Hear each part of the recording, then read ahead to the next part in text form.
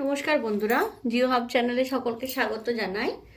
দেখো, একটা নতুন জিনিস শুরু করতে চলেছি। সেটা হলো আমাদের পশ্চিমবঙ্গে যে সমস্ত ভূগোল বই রয়েছে, সেই যে টেক্সট বইগুলো মূলত ফলো করা হয়, তার অনুশীলনী ধরে ধরে কোশ্চেন ডিসকাশন বা ছোট বড় সমস্ত কোশ্চেনগুলো আলোচনা করা।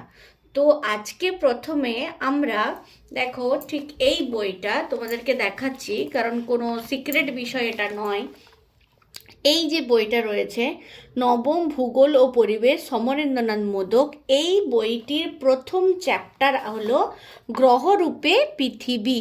গ্রহরূপে পৃথিবী এর যে প্রথম কোশ্চেন রয়েছে 10টি মাল্টিপল চয়েস কোশ্চেন বা বহু বিকল্প ভিত্তিক প্রশ্নাবলী, সেগুলো নিয়ে আজকে আলোচনা করব। পরপর আলোচনা করে যাব, ছোট্ট ভিডিও। দেখো, আমি কোশ্চেনগুলো এখানে লিখছি না, কারণ এই বইটা তোমাদের কাছে সবারই রয়েছে যারা স্টুডেন্ট রয়েছ। তো তার উত্তরগুলো নিয়ে আমি আলোচনা করছি, সেই জন্য যাতে টাইমটা কম হয়, অল্প সময়ের মধ্যে তোমরা সঠিক উত্তরগুলো পেয়ে যেতে পারো। তো চলো শুরু করি।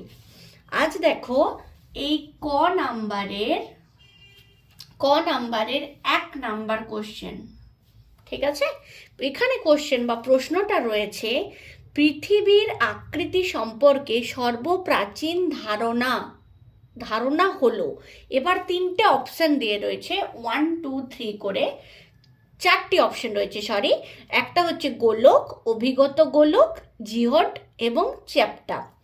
এর উত্তরটি হবে, পৃথিবীর আকৃতি সম্পর্কে সর্বপ্রাচীন ধারণা কি না চ্যাপ্টা।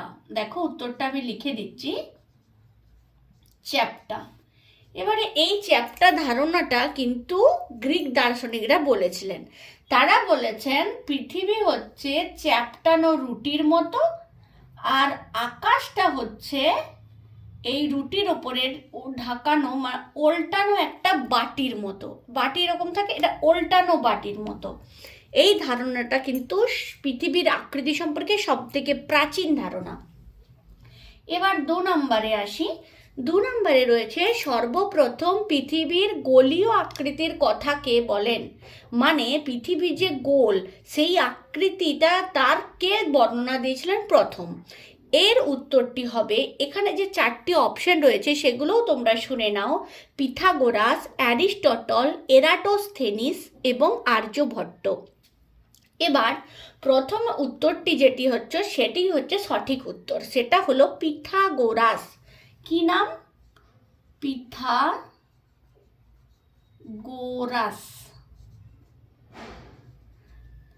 আমরা সবাই জানি পিথাগোরাস কিন্তু একজন গ্রিক পণ্ডিত ছিলেন, এবং তিনি পদার্থবিদ্যার বিভিন্ন সূত্র নিয়ে আলোচনা করেছেন, সূত্র দিয়েছেন। পিথাগোরাসের উপপাদ্য আমরা কিন্তু ক্লাস 9 থেকে বা 10 থেকে আমাদের শুরু হয়ে যায়। তো দেখো, সেই পিথাগোরাস পদার্থবিদ্যার সূত্রের সাহায্যেই বলেছিলেন পৃথিবী হচ্ছে গোলীয় আকৃতির বা গোল আকৃতির। এটা সর্বপ্রথম ধারণা পিথাগোরাস দিয়েছিলেন। এবার আসি 3 নম্বরে। 3 নম্বরে আছে পৃথিবীর আকৃতি, তারপরে ড্যাশ দেওয়া রয়েছে, লম্বা, চ্যাপ্টা, সমতল না অভিগত গোলক।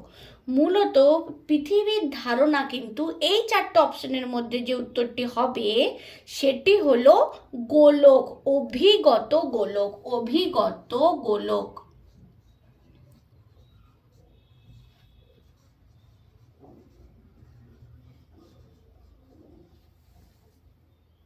এবার অভিগত গোলক জিনিসটা কি? অভিগত গোলক বলছে উত্তর দক্ষিণে কিছুটা চ্যাপ্টা এবং পূর্ব পশ্চিমে কিছুটা স্ফীত। দেখো, এটা পূর্ব পশ্চিম অংশটা কিছুটা স্ফীত এবং উত্তর দক্ষিণ অংশটা কি না একটু চ্যাপ্টা। এই উত্তর দক্ষিণ অংশটা চ্যাপ্টা, পূর্ব থেকে পশ্চিমের অংশটা কিন্তু স্ফীত। এটাই হচ্ছে অভিগত গোলকের ধারণা। এবার পরবর্তী কোশ্চেন, সেটা রয়েছে ভারতের মহাকাশচারী ছিলেন। এইবার ভারতের মহাকাশযানী 4 জনের নাম দেওয়া রয়েছে। সেটা কি? Neil Armstrong, Rakesh Sharma, Yuri Gagarin না এডউইন অলড্রিন। এই যে 4টি মহাকাশচারীর নাম রয়েছে, তার মধ্যে ভারতের মহাকাশচারী কোনজন? ভারতের মহাকাশচারী হলেন, তোমরা এটা সবাই জানো, সেটা হচ্ছে রাকেশ শর্মা।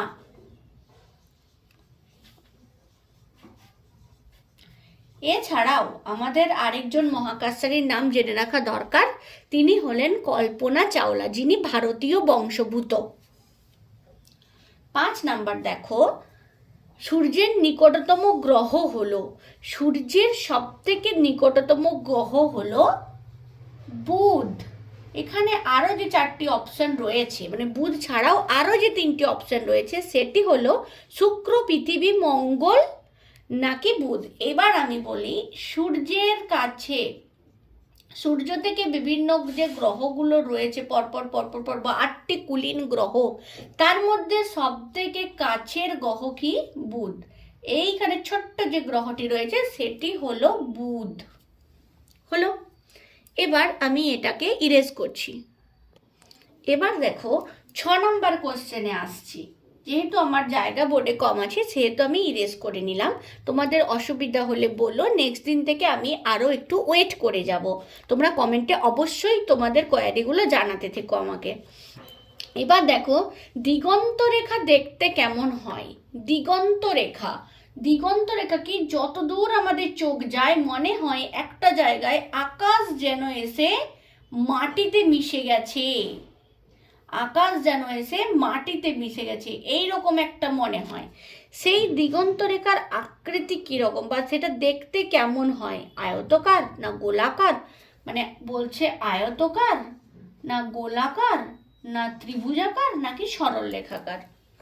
দেখো, এই যে রেখাটা, ধরো এইখানে আমরা দাঁড়িয়ে আছি, দেখছি এটা বিরাট একটা সমুদ্র, সমুদ্র দেখছি আমরা, এখানে দাঁড়িয়ে আছি মানুষ একজন, এইখানে মনে হচ্ছে যেন সমুদ্রটা আকাশের কাছে এসে মিশে গেছে, ঠিক এইরকম জায়গাটা, মানে দিগন্ত রেখার আকৃতি কিন্তু সরল রেখা। এখানে উত্তরটি আমি যেটি হলো সেটি হলো সরল রেখাকার। আমি লিখে দিচ্ছি, দেখো তোমরাও ফটাফট লিখে নিতে পারো, সরল রেখাকার।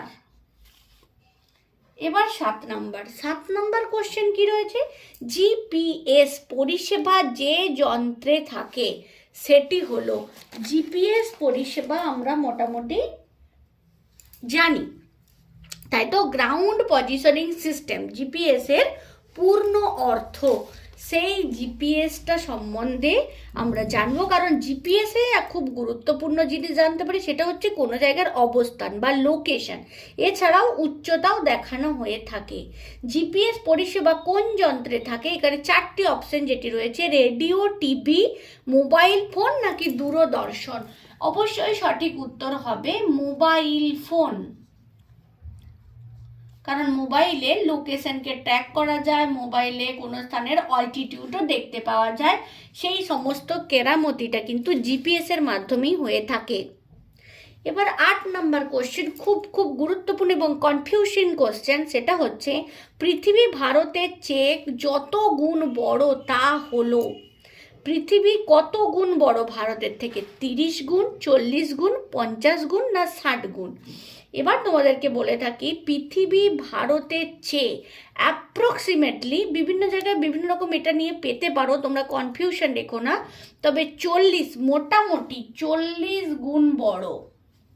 কত গুণ? পৃথিবী ভারতের চেয়ে মোটামুটি 40 গুণ বড় ধরে নেওয়া হয়। এরপর পরবর্তী কোশ্চেন, 9 নম্বর কোশ্চেনে আসছি।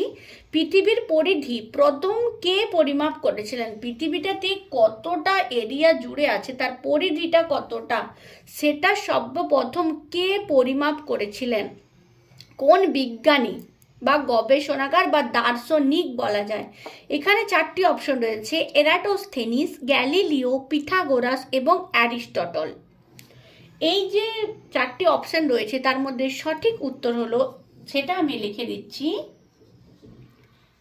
এরাটোস্থেনিস।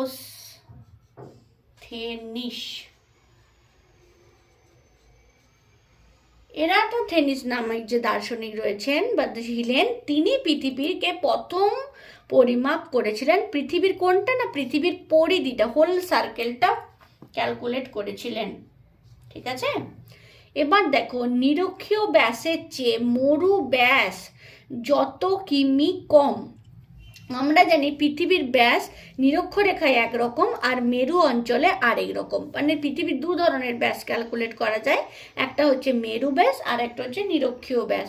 সেটার সঠিক উত্তরটা এখানে যেটা রয়েছে তার অপশানগুলো আগে তোমাদেরকে বলি, সেটা হচ্ছে 40, 41, 42, 43। তো সঠিক উত্তরটি হলো 43 কিমি। 43 কিমি, মানে নিরক্ষীয় ব্যাসের চেয়ে মরু ব্যাস যত কিমি কম, তার মানে নিরক্ষীয় ব্যাস কত কিমি বেশি? 43 কিলোমিটার কিন্তু বেশি। তো আজকে আমি এই 10টা কোশ্চেন আলোচনা করলাম। গ্রহরূপে পৃথিবী যে চ্যাপ্টারটি রয়েছে তার প্রথম ক দাগ নম্বরের 10টি কোশ্চেন। তোমাদের কেমন লাগলো ভিডিওটা অবশ্যই তোমরা জানিও, আর ভালো লাগলে অবশ্যই লাইক শেয়ার করো, চ্যানেলে নতুন হলে সাবস্ক্রাইব করো। এরকম আরও সুন্দর সুন্দর ভিডিও পরবর্তীকালে আমি তোমাদের জন্য আনবো।